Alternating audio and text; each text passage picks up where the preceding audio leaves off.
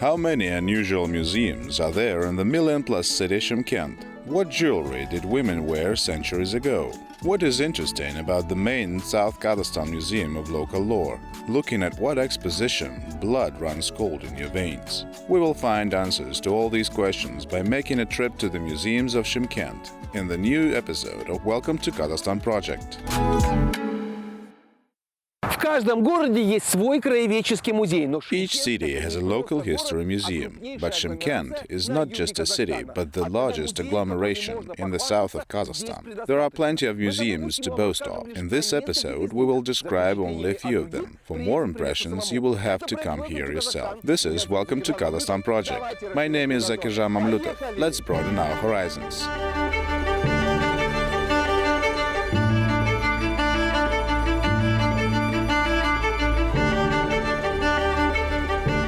The first unique object that we will visit in Shymkent is Turkestan Regional Museum of History and Local Lore.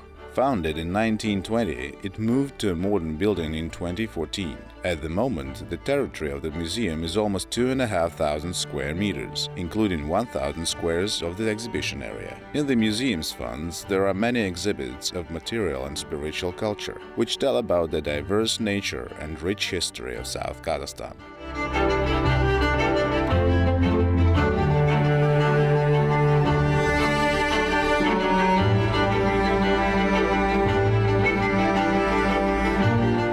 There are more than 110,000 exhibits that tell about the history and culture, archaeology and nature of our region. The museum has over 105,000 guests a year. More than 4,000 foreign tourists visit it annually and get acquainted with the history of the region. The museum consists of 5 exhibition halls. There are the halls of nature, the hall of paleontology, archaeology, the hall of ethnography, the hall of the Qazaq Khanate and modernity, the hall of independence, and the assembly hall.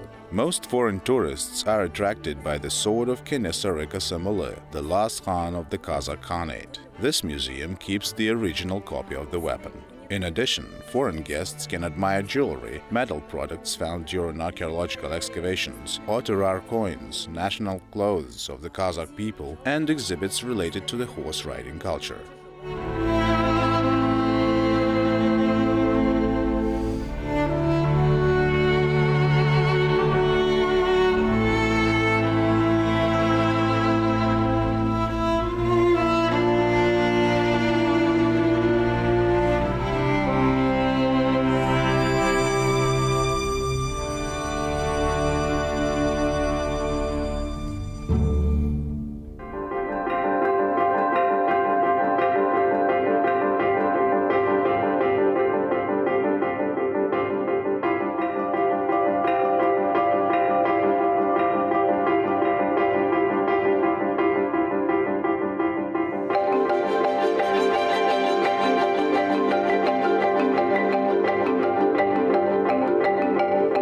Ключевые слова для истории Южного Казахстана великих. Key words for the history of South Kazakhstan: the Great Silk Road. It is not surprising that museum guests are greeted by expositions dedicated to this trade route and the times of its heyday.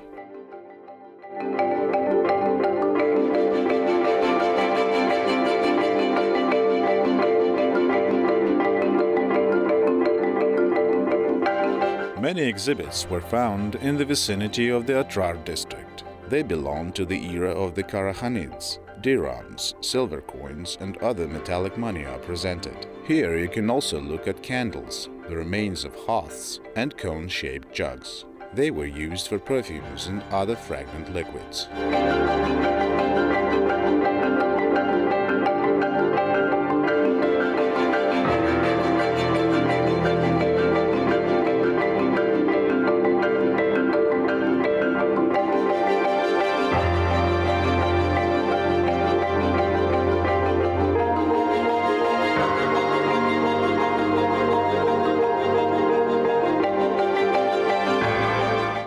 Here you can observe national jewelry. There are silver bracelets, shashbao, onerjiyek, rings, hygiene kit, kapsarma and toga.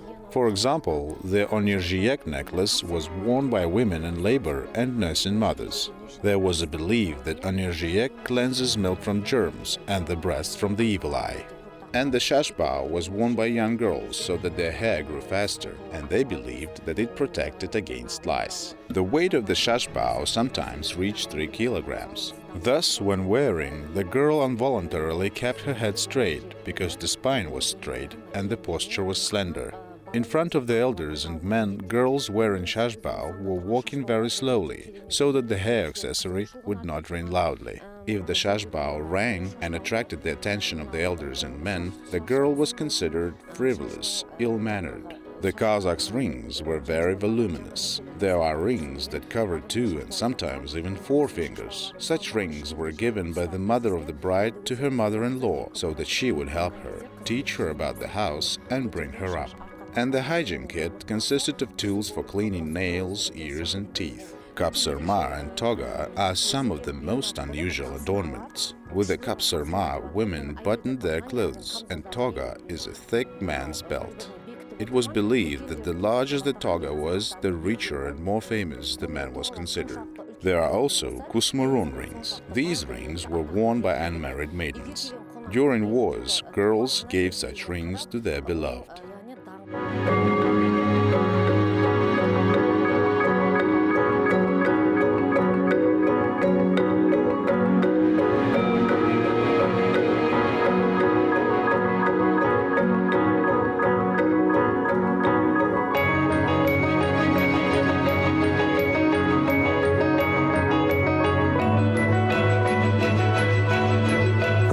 Но перед вами юрта прославленного борца и чемпиона мира Хаджимукана Мунайтпасова. You will be surprised, but in front of you is the yurt of the famous wrestler and world champion Hajimukan Munaitpasov. The framework of the yurt was made in 1935 from the Karatau willow. In 1947, Hajimukan Munaitpasov presented his dwelling to his best friend, and only in the 70s of the last century it ended up in the Shymkent Museum of Local Law.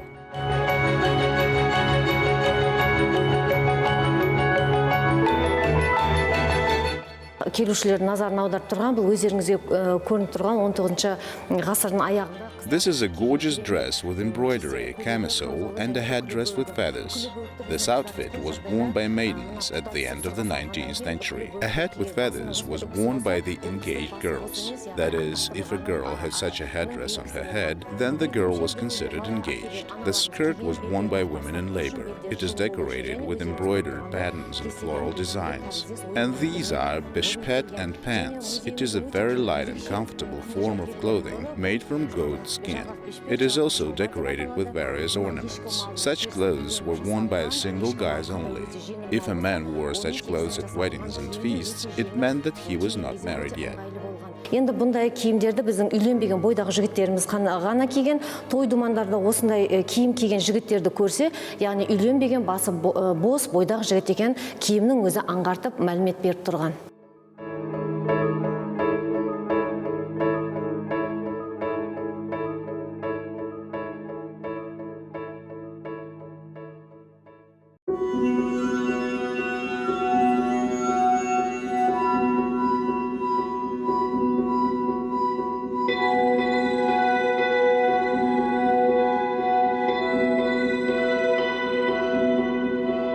To continue our acquaintance with Shymkent, we decided to visit the Museum of Political Repression Victims. During the Soviet Union, the people of Kazakhstan had to go through many trials. On the territory of the Republic, there were several camps of the Gulag system. There were repressions, and perhaps there is no such family that would not be affected by the state machine of violence. The main task of the museum is to collect and present to visitors documents from the 30s, testifying the crimes of the Soviet system against humanity.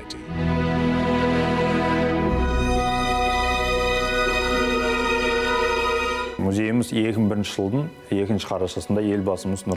museum was opened in 2001 with the direct participation of Елбасы Nursultan Nazarbayev in honor of the 10th anniversary of the country's independence. This is the first political museum in the country. The exterior architecture is presented as a lightning. The interior premises are presented in 3 colors. In accordance with the theme, each color has its own meaning.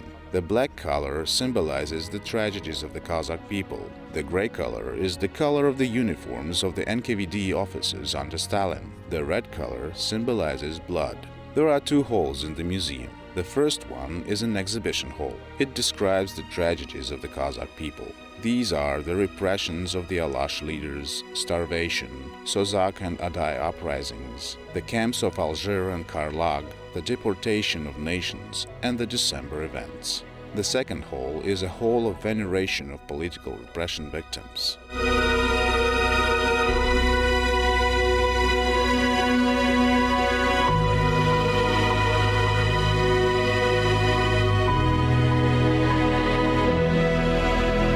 Главный элемент экспозиции. The main element of the exposition is a sculpture called repression. Joseph Stalin, barbed wire, blood and torment. It's hard not to feel horror when faced with these terrifying pages of history. Surrounding the sculpture are stands with information about famous repressed Kazakhstan's people. Here you can find portraits of Turar Raskulov, Ahmed Baytursenov, Mustafa Shokai, Makjan Jumabayev, Muhammadjan Tunishpayev, and many other figures of the country who have come under the pressure of totalitarianism. In addition, many documents tell about the fate of ordinary people whose lives were broken by the system.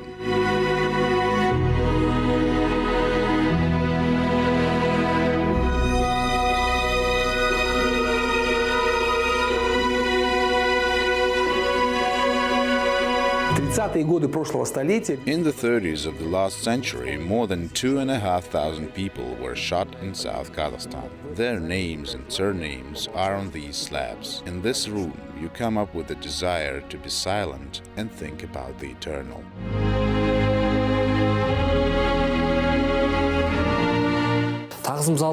We are now in the Hall of Veneration for Victims of Political Repression. Here, guests of the museum and descendants of victims of political repression honor the memory of their ancestors. The names of 2,500 people executed in the South Kazakhstan region are carved on slabs in this hall. Here are the names of not only Kazakhs, but also representatives of other nationalities. Most of them were citizens of Korean, Chechen, Georgian, Azerbaijan nationalities, deported into the country. In addition, the names of people who worked in high positions, intelligentsia, mullahs, writers and poets are carved on the wall of sorrow. It is known that during the years of repression, they accused mullahs of spreading false religion and burned books of the Quran. Mosques were closed. Writers and poets were accused of calling for national liberation and uprising in their works. Сендер мына өлең шумақтарында ұлт азаттық көтеріліске шақыратын өлең шумақтары бар деген жалған айып тағылды.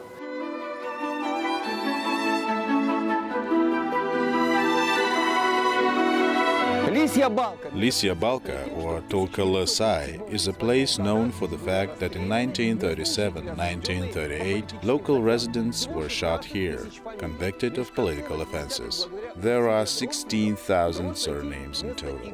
Only in the late 80s, thanks to the efforts of relatives, was it possible to find their burial place. And only in the early 90s, after the collapse of the Soviet Union, the memorial complex was erected. It was called Kasiret, which means a place of sorrow.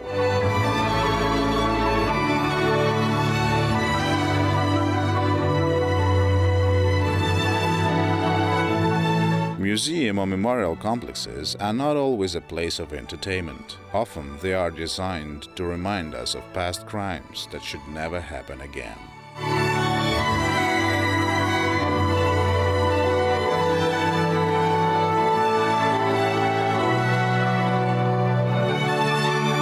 Музеев в Шымкенте много. There are many museums in Shymkent. It's not a day's task to visit all of them. So having arrived in this largest city of South Kazakhstan, do not hesitate and take a few days to expand your own horizons. And then the centuries-old history of Shymkent will open before you in all its glory. Welcome to Kazakhstan.